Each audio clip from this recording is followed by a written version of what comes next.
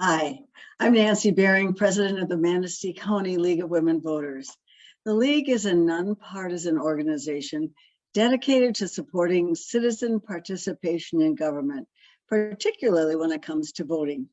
We were born of the women's suffrage movement 102 years ago and have continued the struggle to increase access to the vote for all citizens. Over the years, the United States and Michigan have expanded voting rights to more citizens, and regulations have been created that ensure fair, honest, and secure elections. We have all at some point in our lives pledged our allegiance to the United States and to the republic for which it stands. Like all relationships, our relationship to that republic is built on trust. And trust can be replaced by mistrust if we're not careful to be sure of our facts. This presentation provides accurate information on the mechanics of registering and voting, the safeguards that exist, current legislative initiatives, and how to spot mis or disinformation. We are not advocating for any action. Indeed, our funding source for this educational program prohibits it. We are simply fulfilling our mission by presenting accurate and, to the best of our ability, up-to-date information on the voting process so that you can trust that you know the facts. We in Manistee and Mason counties are fortunate to have West Shore Community College in our area. In addition to offering instructional programs to meet students' various needs, the college offers special events and cultural activities throughout the year for both students and the community. We are so pleased to have West Shore Community College as our partners, helping us to get the word out about today's presentation. A special thank you goes out to Sam Gillette, Student Senate President, who led the charge to co-sponsor this event and has worked to publicize it on West Shore's campus. Professor Mike Nagel has been teaching history and political science at the college for the past 25 years. He holds a bachelor's and master's degree from Western Washington University in Bellingham, Washington. Professor Nagel will be monitoring and asking the questions that appear in the chat. Glad to be here. Thanks for inviting me and involving me in this process. You bet. Cheryl Kelly, Mason County Clerk since 2015, is available to answer questions pertaining to her role as County Clerk. Cheryl has lived in Mason County most of her life, working in the medical field for 25 years, and then for the county for the past 10 years. She also continues to be a very active volunteer in the community. Cheryl? Hi. Thanks for having me today. You bet. Thank you. I'm going to turn it over now to Professor Mike Nagel, who will explain how the questioning will be handled. Well, welcome tonight. I'm glad to see so many people, and I see a few students here, so that's awesome. But what I'd just like to say is that there will be a presentation that'll be about 35 minutes or so. And so we'd like you to think about having some questions and maybe hold on to those questions until the end of the presentation, and then you can put them in the chat. Once we're there, then I'll be able to see them, and we'll be able to direct them to the proper person who would be able to address your questions. And as Nancy's encouraged me to mention something about the League of Women Voters, the League of Women Voters always requires civil discourse in all meetings and programs, and this will apply to questions asked in the chat function. So please be respectful when you're asking questions. So I'll step back now. Okay, thank you, Mike. Tonight's program was organized under the leadership of League members Sandy Nelson and Pam Tomke, both of whom are retired public school teachers and trained election officials. Sandy also serves as a member of the Brown Township Planning Commission. Pam served as a township clerk of Manistee County for 27 years. So let's get started.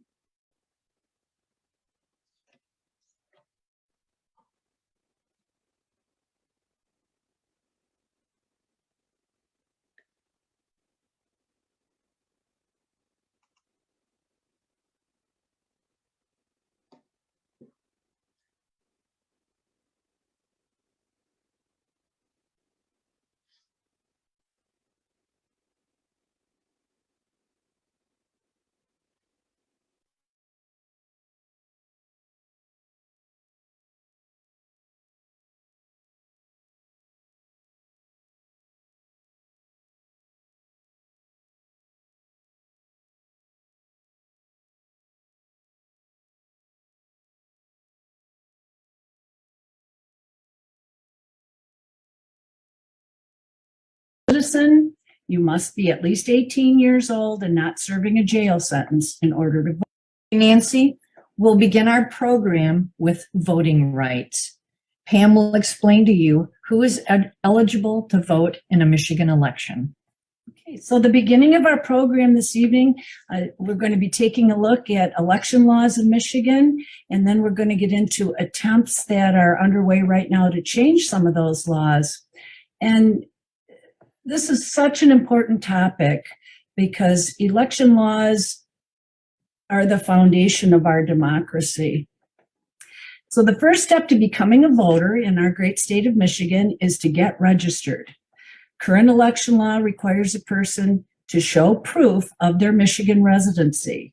You also have to be a U.S. citizen. You must be at least 18 years old and not serving a jail sentence in order to vote. Now, there's several methods that you can use to register to vote. You can register in person at your local clerk's office or at any Michigan Secretary of State's office. Voters can also register online or by mail if they have a state-issued ID or a state-issued driver's license. Certain state agencies also allow people to register with them in a paper form. But no matter which method of registration you choose, whether it's online or in person or in mail, you have to prove that you are in fact a Michigan resident. There's several allowable documents that you can use to take care of this. And those are listed on your screen on our slide. And in addition, you're required to sign your registration form, attesting to the truthfulness and the accuracy of the information that you provided. Your signature, your handwritten signature, is very important because it provides a unique way of identifying yourself in all future elections. So, Pam, how can a registered voter vote early? Any registered voter in Michigan is eligible to vote ahead of the actual election day. This is called AV voting or absentee voting, and it can happen by mail or in person. Both mail and in-person early voting require that you fill out and submit a written application, and this application must include your handwritten signature. So these applications have to be filled out and signed every time you want to vote AV. In order to use this absent voter ballot process. You fill it out and sign it for each individual election. The process can begin up to 40 days before an election because this is when clerks receive their supply of their printed ballots. All absent voter ballots have to be returned to the precinct in their sealed envelopes by the day of the election. If you're in the military or you are living overseas and you're a registered voter, you are also eligible to use this AV process. So this whole absent voting process or early voting process can be done, as was mentioned, by mail, by using a secure drop box if it's available, or in person, or a combination of these methods. For example, you might get your ballot by mail and drop it off in person, or you might pick up your ballot in person, drop it in a drop box. Voters should contact the clerk in their assigned precinct to find out the specifics of these options. Before using this absent voter or early voter process, you have to be registered. And if you're not sure if you are registered, it's very easy to check online. You can check your registration status and find out also your precinct location. And you can find out your local clerk's contact information. It's all online. There's the website on our screen, michigan.gov/vote. Great. Could you tell us a bit more about what a voter can expect on election day? Okay, let's start by saying that if you are a registered voter and you've registered ahead of time, you go to your assigned precinct, you'll fill out an application in the precinct. That's that small square piece of paper. You show your ID. The election inspector will check your information and find your name on the precinct list. You get your numbered ballot, you mark the ballot, you run it through the optical scan machine, and you have voted in person. Most voters who come in to vote in a precinct are already registered ahead of time, and therefore their name will appear on that printed precinct list. If you happen to come into a precinct in your jurisdiction and you're not registered, let's say you recently moved, it's now possible under Michigan law, as of 2018, when Proposition 3 was passed, to vote the same day of an election. This is called same-day registration. It can only happen at your local clerk's office, and you have to have proper documentation to do this. I want to emphasize that only the clerk in your voting precinct can register you that day. For example, you can't go to a Secretary of State's office on election day and register and vote the same day. You have to be at your local clerk's office. In-person voting in Michigan, all precincts are required to be open from 7 in the morning until 8 at night, and you will be asked to show an ID when you come in to vote in person. If your name is on your precinct list, you're in the right place, you are a registered voter, but for some reason you forgot your ID or it's not in your purse that day or your pocket, current law allows you to sign an affidavit. It's on the back of that little registration slip that I mentioned, or that application slip. You sign that affidavit attesting to your identity. You affirm that you filled out the form truthfully and that you are who you say you are. And all of this is under penalty of perjury. And then if you sign the affidavit, you can be issued a regular ballot, fill it out, it goes through the scan machine, and you have voted. And just as a note, the vast majority of Michigan voters in Michigan bring an ID and show it. In the 2020 election, this past general presidential election, there was a very small fraction of voters who used that affidavit process. It was 0.2%. 0.2% of all voters in Michigan used that affidavit process.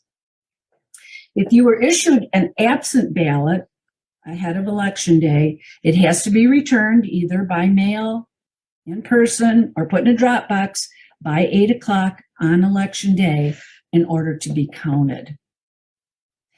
So this Proposition 3 that was mentioned, it was passed in 2018, may have affected the next general election. And Sandy's going to help us by looking at 3 slides comparing 2016 to 2020. Thank you. Like Pam said, in 2018, Michigan voters passed Proposition 3, which was also known as Promote the Vote, and it expanded our voting rights. Possibly as a result of that, more people voted in 2020 than in 2016, in spite of COVID. The 5.5 million voters who turned out in 2020 represent 71% of the registered voters in the state. The 4.9 million voters from 2016 represent 63% of qualified voters. The next slide shows us about absentee ballot voting. So in 2016, 1.3 million voters chose to use the absentee ballot. In 2020, 3.3 million voters used the absent ballot option. That represents nearly 2/3 of all the votes that came in and were counted were absentee ballots. So now we'll look a little closer at do a recap of the presidential election on the next slide. So in 2016 and 2020, we had fairly close presidential elections. In 2016, Donald Trump won by about 11,000 votes. In the 2020 election, President Biden won by 155,000 votes. We had a closer election in 2016, but there was no drawn-out campaign claiming voter fraud.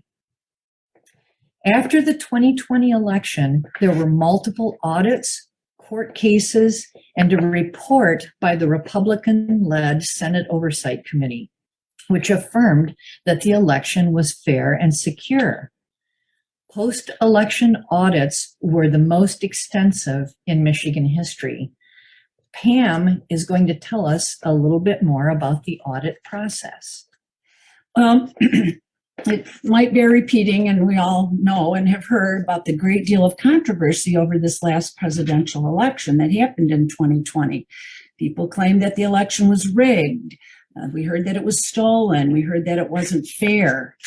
And there were numerous court cases filed in our great state of Michigan, all of which found no evidence of widespread voter fraud. I just want to do a quick overview of how elections are administered.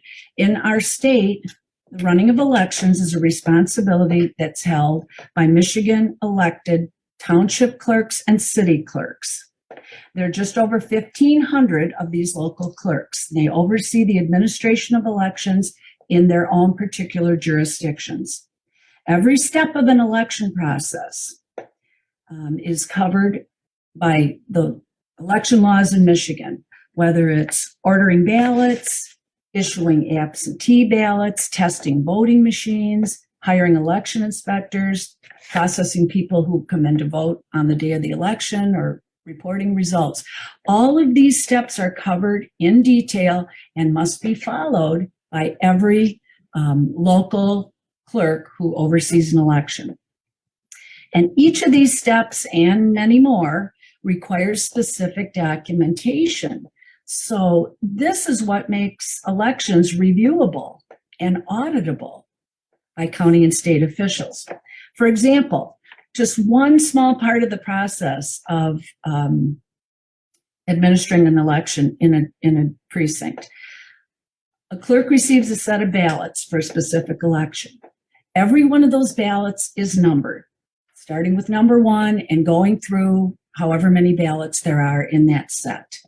And whether those ballots are used for early voting, sent out as absentees, whether they're marked and tabulated in a precinct by voters who come in on election day, or whether they're left over because there always are, you never want to run out, so there always are some unused ballots. Every one of those ballots, used and unused, is required by Michigan election law to be accounted for. These ballots are sealed in approved ballot containers. And as I said, every ballot must be accounted for. And all of these steps are carried out and documented in every precinct in Michigan. After the 2020 election, however, there were an unprecedented number of claims of fraud and a number of audits took place. I'm going to just look briefly at 3 types of audits that took place last fall. The first one, our first example, county clerks reviewed procedures in precincts in more than 200 in-person voting precincts. This type of audit reviews procedures and verifies that officials, the clerks and their staff, and poll workers followed the legally required procedures. It also ensured that pre-election requirements were fulfilled and that all the required records were maintained. Our second example of audits in Michigan, there were 4 large jurisdictions that had what we call absent voter counting boards. Now, an absent voting counting board is established to process absent ballots by a trained group of election inspectors, and this process happens separate from the in-person voters who are coming in on election day. During these audits, the Michigan Bureau of Election worked with city and county officials to review records and procedures of these 4 absent voting counting boards. In a third example of audits, this was one that was conducted throughout the state, providing yet another basis for voter confidence. 1,300 Michigan clerks were involved in selecting sample ballots from their sealed set of ballots, and it amounted to some 18,000 ballots. Those votes were counted, and that count was used for a statistical comparison to the statewide totals. And finally, something that's not on our slide, the Michigan Bureau of Elections conducted a full hand count of the presidential results up in Antrim County. That's in northern Michigan. Many of you might remember that because it was the focus of national attention for a while. I went to michigan.gov to find out more about that particular audit, and I didn't read the whole thing, but there's a 54-page report resulting from that audit that showed some examples of human error and no intentional widespread voter fraud. In spite of the results of all these court cases and audits that provided no evidence of voter fraud, the Michigan legislature has begun the process of trying to change some of Michigan's election laws. So this next part of our program is going to tell about some of those efforts. And Sandy's going to start out by telling us some things that are happening. Thanks. The reaction to the 2020 election has resulted in over 100 bills being introduced into the Michigan House of Representatives. On the screen, you can see just a few examples of the content of some of those bills. In the Senate, a 39-bill package was introduced in March of 2021, as well as another 60 bills, all designed to change election laws. Maybe it'd be helpful if we go to our next slide and Sandy just looks at an overview of the process of such bills going through the process. Sure. Here's a quick overview of the legislative process.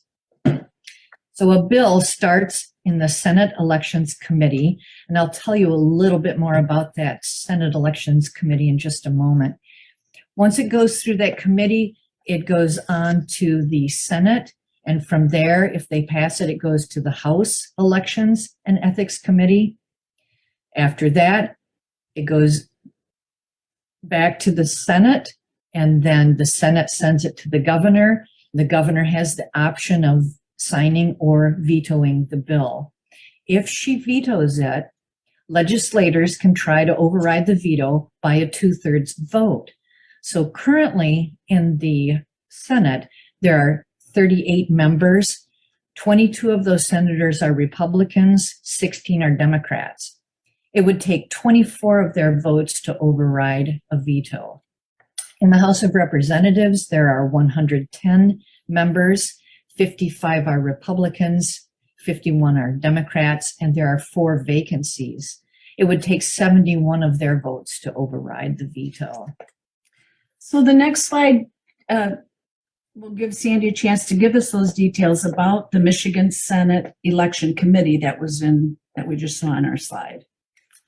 Okay, the Senate Elections Committee is a 4-member group made up of the chair, Ruth Johnson, who is our former Secretary of State. She's a Republican from Oakland County. Ed McBroom is a Republican from the Upper Peninsula. Curtis Vanderwall represents Senate District 35, which includes Manistee County. And the lone Democrat is Paul Wojno. He's from Macomb County. The committee began hearing testimony in April, and the hearings are continuing. They've taken testimony on all 39 bills in the package. Most of the bills are still in committee. However, 12 of them have moved on, and some of them have made it as far as the governor's desk. The next slide shows us quickly where you can go for more information. I think it was maybe at the it bottom. was at the bottom of the other one. I'm previous sorry. slide. If you'd like any information on any of those bills, you can always go to the league website. It's lwvmi.org. Okay, next, Pam is going to tell us about some of the bills that made it as far as the governor's desk.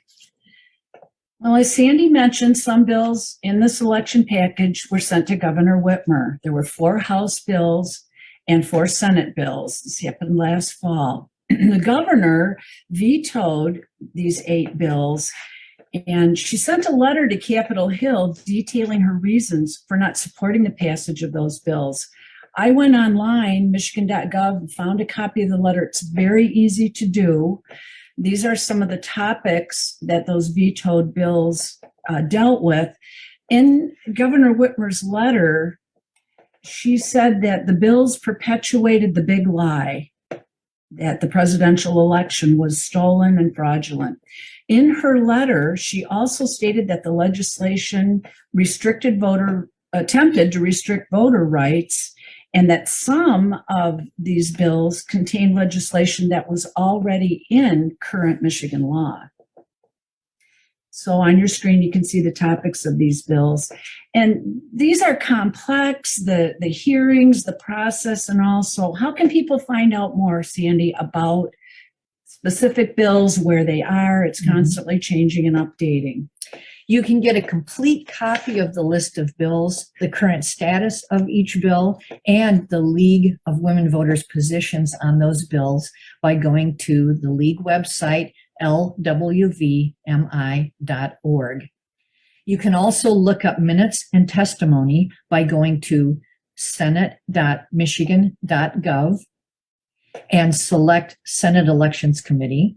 Or you can check the house.michigan.gov website and select the House Elections and Ethics Committee. You can also look up each bill and see an analysis of it at michigan.legislature.gov.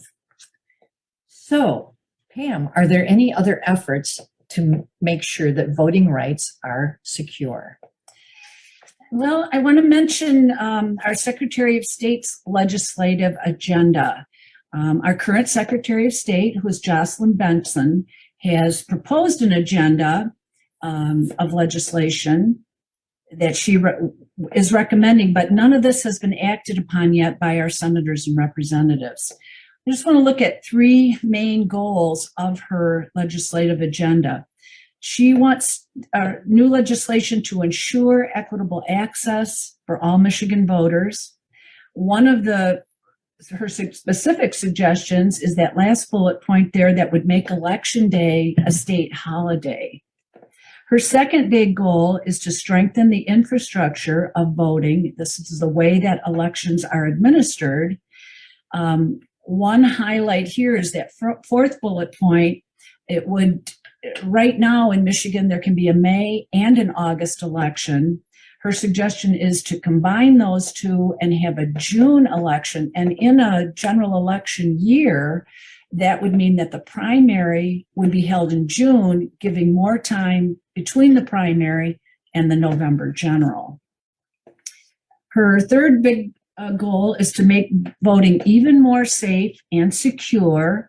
One specific suggestion is that there be a law prohibiting open carry of firearms within 100 feet of a voting location. So now we've talked about how elections work, a little bit about some proposed changes, but there's another way besides that legislative process that Sandy explained to change election laws in Michigan. And there is an effort underway to impact election laws called the initiative petition. And so Sandy can tell us about that. Sure, thanks. There's a new initiative petition called Secure My Vote. The petitions are being circulated now, and they seem to be a response to the 2020 election and the belief by some that there was voter fraud. So in September, this ballot question committee group called Secure My Vote submitted an initiative petition to the State Board of Canvassers. The board approved the form and the summary of their petitions, which are now being circulated. They have to gather over 340,000 valid signatures. The number is equivalent to 8% of the voters who voted for the governor in 2018. This process is used to enact a law that the governor cannot veto. Once the signatures are verified by the Board of Canvassers, the legislature can vote to enact the law or put it on the next general election ballot as long as it doesn't have an appropriation or money associated with it. And I'll talk more about that in just a second. And One more thing. The Secure My Vote ballot question committee is required, all of the ballot committees are required to file a financial report. So this group filed their report in November, and at that time they had $85,000. But 80,000 of it, the bulk of it, came from one single donor. You can find out all the details of this by going to the Michigan Campaign Finance Statement Detail. And it shows nictusa.com on your screen. so in our next slide, Sandy's going to walk us through the steps of this initiative petition. Right. So citizens of Michigan may initiate ballot petitions to do one of three things. The first thing would be to amend the Constitution. The second would be to write new law or change existing law, which is what Secure My Vote does. The third thing is the referendum. A referendum, by definition, is when voters decide if law that has been passed by the legislature should go into effect or not. So valid, once the signatures are validated by the Board of Canvassers, then the petition goes directly to the legislature and they have 40 days to adopt it. If they do adopt it, it becomes law in 90 days. Normally, this 90-day period would be when the citizens have a chance to enact the referendum. But because this particular initiative has an appropriation, has money assigned to it, it cannot go through the referendum process. And so, and it wouldn't be placed on the ballot. A citizen-initiated proposal also may not be vetoed by the governor. So, Just a second. I'm sorry. A citizen-initiated law can be amended by the legislature after it's adopted, but then if they amended it, it would return to the regular legislative process, which is subject to the governor's veto. So that's not going to apply in this case. If the appropriation, the government funds associated, if it has an appropriation, then there can be no referendum. Secure My Vote has an appropriation and there can be no referendum. So there's a lot of details, things that are in this Secure My Vote. Maybe you could help us look at those in our next couple of slides. sure. Secure My Vote does not amend the Constitution or allow for a referendum. It would alter existing laws and create a few new ones. On the screen, you'll be able to take a look at some of those. Secure My Vote would mandate that the people disclose partial social security numbers when registering to vote. It would restrict options for verifying identity. If you have no identity, the voter must use the provisional ballot and would have to go back to the clerk's office within 6 days to verify their identity. It would eliminate the use of the affidavit. It would require on absentee ballots that you disclose driver's license or state ID or social security number. No absentee ballot applications could be mailed unless specifically requested. It would ban charitable contributions, volunteer time, and donated space. It would establish a voter access fund, and this is the appropriation. It's $3 million for 1 year to help cover the cost of identification for those who need it. So currently in Michigan, the cost of getting a Michigan state ID is about $10. And finally, it allows the legislature to adopt law without a vote of the people and without a governor veto. Are other states trying to make changes or making changes in election laws? Yes. Across the United States, 19 states have passed 34 bills that change voting laws. And you can see those states on the screen. They're highlighted in blue. And what about the legislative response in Washington, D.C. regarding election law? Well, at the federal level, there are 3 acts. And they're doing okay in the House of Representatives, but they seem to get stuck in the Senate. The 3 acts are the For the People Act, the John Lewis Voting Rights Act, and the Freedom to Vote Act. And they seem to be doomed, so I'm not going to go into a whole lot very more currently detail in here. the news of what's happening in the Senate with this voting rights acts. So how can people get more information and stay up to date with all of this legislation? Okay, once again, the league website, lwv.org, has a wealth of information. You can go to the Secretary of State's fact check site at michigan.gov. And this takes us to our final topic, which is fake news. So Pam's going to tell us about fake news. Let's start out. Everybody's probably heard the term fake news. We're going to talk about false information in 2 categories. We're going to call it misinformation and disinformation. Misinformation is sharing false information without the intent of causing harm. You can be misinformed about something. It can happen in journalism too. A journalist may misinterpret something and print it or pass it on. It happens a lot on social media. Well-intentioned individuals can share a post or click that like button without realizing that the information is outdated or misleading, and this is an unintentional way to spread false information, but without the intention of causing harm.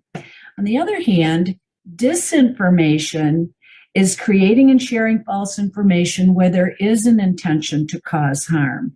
For example, ulterior motive like promoting a lie or political gain.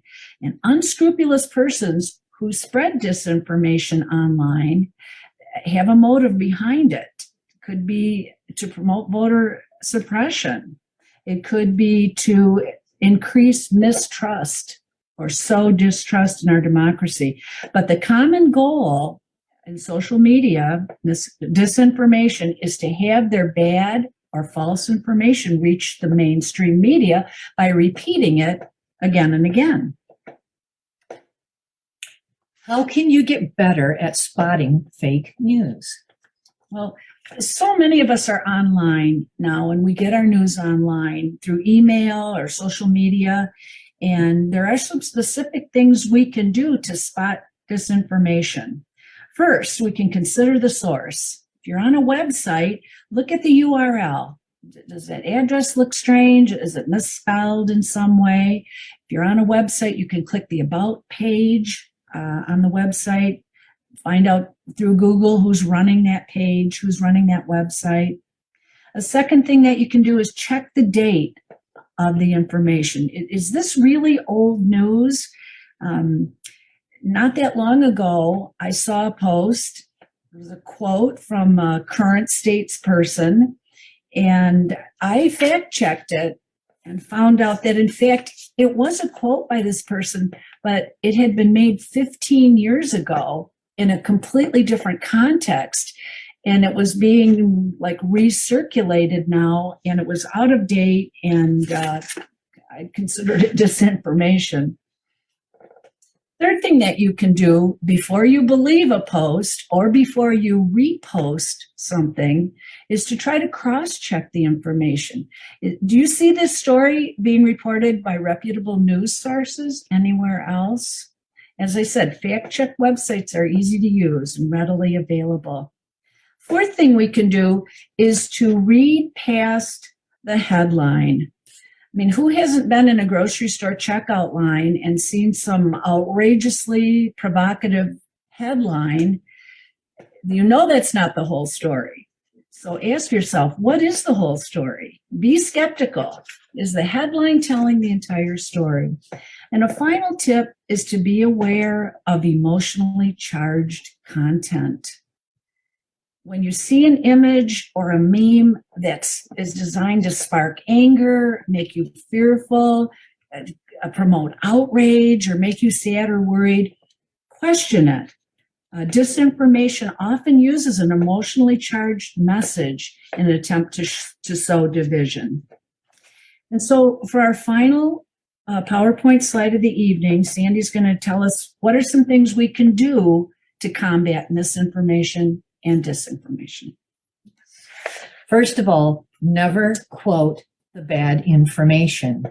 This only helps to spread the bad message wider. Studies show that repeating bad information, even to debunk it, makes people more likely to remember the bad information and not the good. Refer to the bad information without quoting it. For example, you could say, false claims about the legitimacy of the 2020 election have been made, rather than saying, Representative XYZ says that thousands of ballots were being stuffed into ballot boxes. This isn't true. Well, when you do that, the image that sticks in everyone's mind is of the ballot boxes being stuffed. So try and focus on providing the correct information, and if possible, include trustworthy sources where people can go to learn more information. It cannot be said enough. Do not repeat or quote bad information. And this concludes our presentation. So we'll move now to the question and answer portion, and I'll turn the program over to Michelle. All right.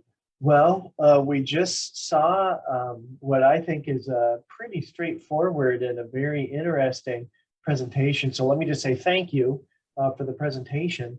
If you have a question about something, please feel free to put it in the chat. But one thing that I'd like to kind of start us off with is Cheryl, maybe I can just ask you, start off with a question here. Let's just pretend that a person has voted in a particular spot and they know they're an experienced voter, but they move from one location to another. What should they do to make sure that they're able to vote in an upcoming election? I would recommend first changing their driver's license at the at DMV. It's really, really important to get that changed right away. I believe the law says you've got 30 days to change it. Regardless of that, it depends on where they're moving. Are they moving from one side of the county to the other side of the county? Are they moving from northern Michigan to southern Michigan? Find out where they are residing is mostly the key in getting registered to vote. One of the things that, just from a personal perspective, my daughter moved. She lived in Hamlin Township. She moved to the city of Ludington, and she went to the DMV, changed her address, and she didn't have to do anything else. Just today, in fact, she received a new voter registration card and with a new precinct. And so that automatic, the fact that was automatic was really, really helpful for her. So Great. That's great. Yeah. Let's pretend that a person accidentally goes to the wrong polling station on election day. What might happen in a case like that? For our jurisdictions in Mason County, most of the time we ask the voter if we could see their Michigan driver's license or their valid ID. That would give the individual an idea of which jurisdiction they need to be in. In the city of Ludington, they have 6 voting precincts. There is another tab in the electronic poll book, which the individual can, the election inspectors, can check the other tabs to inform that voter of which jurisdiction they need to go to vote. But with regards to another township jurisdiction precinct, they would need to get with a clerk of that jurisdiction. And then if the clerk doesn't know, we can have them call the county clerk's office and we can assist that voter to get them to the correct location. That's great. Now, this is, we've got a question, and this is kind of ancillary to what we've been talking about, but there's a question, will redistricting change how we vote in November? For most of Mason County, I'm going to say no. For the city of Ludington, there has been some redistricting changes with the numbers dropping, and I believe the city charter noted that they needed to readjust their wards so that they were equal number of representation from each ward. So the city of Ludington will see an impact with the wards changing. One thing too that we'll also notice is that there's a set number of House members in the whole United States House of Representatives, and it's based upon each state's population. Other states were growing at a faster rate than the state of Michigan, and so Michigan actually lost one of its congressional seats between the 2010 census and the 2020 census. So we'll end up seeing that depending upon where you live in West Michigan, here in West Michigan, you'll be in a different congressional district. And so that's another thing that will be changing for this coming election. So I've had students talk to me a little bit about this. But let's just pretend a person wanted to become involved. Could someone, what does a person need to do if they want to become a poll worker? I would recommend that each individual that wishes to become a poll worker or an election inspector to contact their local city or township clerk. We always advise individuals to work in the jurisdiction that they reside in, because everyone knows their neighbors. And it's always nice to, when you're working the table, to see those neighbors or those family members or individuals that grew up in your neighborhood coming in, and you can recognize them right away. So I would recommend individuals who are wishing to work, contact their local city or township clerks. And we do need people in Mason County, so please do. And this is, again, another ancillary question to that. If a person wants to become a poll worker, what kind of training would they need to have? The state of Michigan requires that election inspectors be certified every 2 years and get a training certificate from myself, the county clerk. We do what is called train the trainer training sessions for the election inspectors. I just went to training last week for that. Additionally, for Mason County elections, I would say, we're a little OCD because every election is a different election. We've got special elections, we've got primary elections, we've got general elections, we've got presidential primaries, we've got the gubernatorial, and we've got the November general. So with the different types of elections, we train our election inspectors prior to every election. And for any of the students who may be listening, I know students who have actually worked as poll workers. And what's the age requirement for that? Election inspectors 18 years and up. However, they do allow 16 and 17-year-old workers to come in and work the polling locations as well.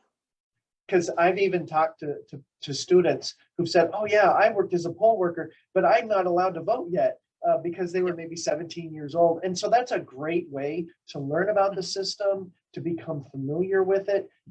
It's a long day of Yes, working. it is. It's a very long day. Yeah, but it's opened people's eyes, I think, to the whole process about safety and security and things like that. That's what I've heard from students. Yeah. I would agree with that statement. Now, as far as Mason County goes, the next election is this May, right? Correct. Correct. Okay, Yes. and then what's on the ballot this May?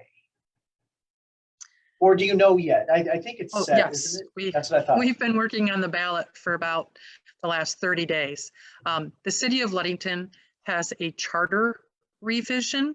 So City of Ludington residents will see the request to have a revision of their charter, which is 30 years old.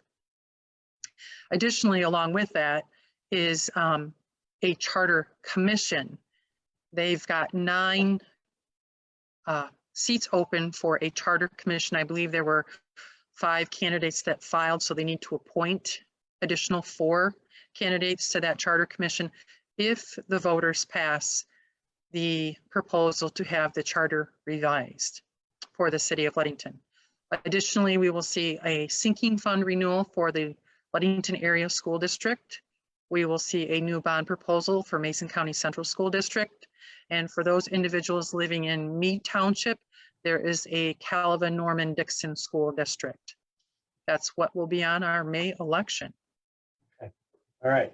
So we've got those local for City of Ludington, and then some school issues, and then the one, okay. And then maybe for some people who are a little bit unsure about this, could you explain the difference between a primary election, which we'll have this August, and then the general election, the difference between those two? A primary election is an election that is party affiliated. So you're going to have columns on the ballot that are specifically Democratic column or Republican column or the Green or Liberal or one of the other parties that are out there. I'm just going to use the Republican and the Democrat parties. And when you vote in a primary, you have to stay within that party line. If you cross over from one party to the other, you spoil your ballot. So in a primary, basically you are voting for that party choice in a primary. When you get to the November, I call it the Heinz 57. You can vote anywhere on any part of that ballot that you want to vote for. It's a general or it's a normal election, gubernatorial, like what we've got this fall. You can vote for any candidate. But the difference is in a primary, you have to vote party affiliated. And I guess, you know, one way that I kind of explain it is you're looking to try to see who the finalist is. Let's just say for the top Republican, maybe there's 3 or 4 Republicans who are running for whatever that seat may be, whether it's Correct. Congress, Senate, or even like a county commissioner position, or the number 1 Democrat that you want for a particular seat. So you're looking for the final Democrat, the final Republican, or Green Party, or whatever that party may be. So, okay. All right. Good, and I like good comparison. Yeah. And I like that Heinz 57. So that's good. Yeah. So when it comes to qualifications to serve, you know, and to run, we've got a question from someone. Could students run for public office? I'm under the understanding that you have to be 18 years of age or older in order to run for a position, but I'm a little gray on that. So I'd probably have to do a little more research on that. I suspect that, you know, just some qualifications, maybe if it's 18, but then like for those who might live in the city of Ludington and for some of those positions, they would need to live in a particular ward to run for those. Correct. Yes. And I think maybe like if it's for a school district, like a board position, you have to live within that school district as opposed to a Correct. different school district. That is correct. Yes. And so I wonder if there might be some additional questions that members of the audience have based upon the presentation or based upon you know, some of the discussion that we've had. If you do, I would encourage you to put those in the chat and be able to add that. So, Cheryl, how have things changed in the last few years for the clerks in your position? Has the job changed much? If so, has it gotten, have you have more things to do now, fewer things? Proposal 18.3 and the new laws have had constant changes since I took office in 2015 when I was appointed. I believe that all of us clerks are on a constant learning curve at all times. And just when you think you've learned it, they change the rules on you. So I think it's becoming, it has been a challenge, is my, from my understanding, in that. And so, yeah. So I think that we all owe our poll workers, our clerks, so many people who work on the elections. A lot of people are unclear. They're not aware of the tremendous amount of time this takes to pull this off. Yeah. Yes, we have a, I call it our small army with our election inspectors, because without them working the front lines, we wouldn't be able to do it without their assistance. They're invaluable individuals. That's great. So we do have a question. Is it too late to register to become a poll worker? For the May 3rd election, I believe, I don't have the calendar in front of me, but I believe the jurisdictions have already, the election commissions at the local level might have already picked that. I didn't bring the calendar home with me. So, but if they want to work the August or November election or a future election, absolutely contact your local or township or city clerk to become a election inspector. Once you get trained as an election inspector, you don't have to stay here in Mason County. You can go to any other jurisdiction that needs assistance if you're willing to travel. And is there any compensation for the people who work the polls? Each jurisdiction has their salary schedules. It changes based on where you live and who you're working for. So yes, there is compensation.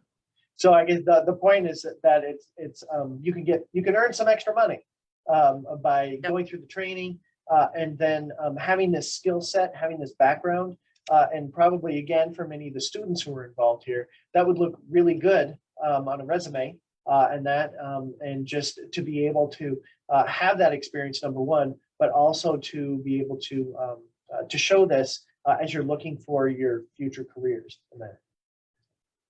Absolutely good experience, I believe. Having not been in the clerk's office prior to 2015, I was in the county treasurer's office. Let's just say my eyes were opened a lot coming into the clerks and working with elections. Right. Yeah. Because on the idea of like security, and that one thing that I've always tried to do is I've tried to bring in a sample ballot to students. And if anyone wants to know, Cheryl's like, you've given me one of those sample ballots, but you always make sure if you've got a ballot, you make sure that it can't be used or can't be modified or anything like that. And so that's one of the things that it's very important. The security is something that's really stressed. Okay, so we've got another question here. Does the local clerk have sole authority to choose election judges when there may be more applying than are needed? I'm going to take a guess and say yes, because it's their jurisdiction and they're responsible for that jurisdiction between them and the election and commission that they have at the local level. They're responsible for such a important role with our elections. It definitely has to be their choice on who they want to work with them. And is there any requirement for balancing people from different backgrounds or anything like that you're aware of? Like with the law, I'm sure that you want a diverse, group of employees, but anyway. The law states, Michigan election law states that there needs to be a election board, the precinct election inspectors, a minimum of 3 have to be present in the polls at all times. It doesn't matter as long as there is a mixed party affiliation of Democrat and Republican, but the minimum is 3. Okay. So they can have as many as they want, but the lowest amount is 3. All right.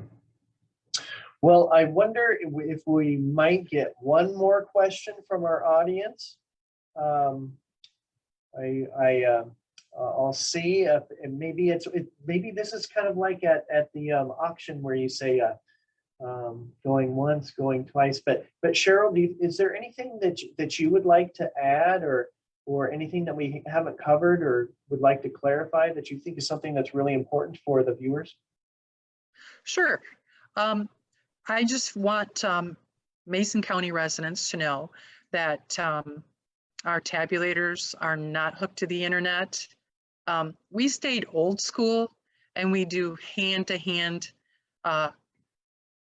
returning of the USB sticks, and with our testing and everything, none of our equipment is connected to the internet at all. So I'm hoping that will help some of those people that have concerns with our election equipment, that we are not connected to the internet at all with Right. none of the equipment. Okay. All right. Well, I think that this has been really informative for me, and I learned some things, and I thought that the presentation was very straightforward, and I really appreciate that. Oh, well, we've got one last question. So what's the question that's most often that you get asked most often in your office about voting? If it's been in the last 2 years, it's been, has there been election fraud? That would be the most asked question. Has there been election fraud? And I would say for Mason County, no, because our clerks and our election inspectors do such a fantastic job. And they are just wonderful assets to our election process. All right. Well, Nancy, did you have some final words that you wanted to offer? I just want to say Cheryl, thanks so much for fielding the questions and all that, and thank you to the audience for listening and for participating. So, Nancy, did you have some final things that you wanted to say? Yes, thank you, Mike and Cheryl, for the good discussion that we just witnessed, and thanks to everyone who sent in a question. And before we go, I'd like to thank the presenters, Sandy Nelson and Pam Tomke, Mike Nagel from the West Shore Community College, Cheryl Kelly from Mason County Clerk, and our technical person without whom this would not have been possible, our league board member from Kalamazoo, Miriam Epskamp. And finally, thanks to all of you caring enough about democracy to watch this program and learn the facts about your voting rights. This program has been recorded and will be available on the Manistee League's website, Facebook page, and YouTube channel. Thank you for watching. Thank you, everybody.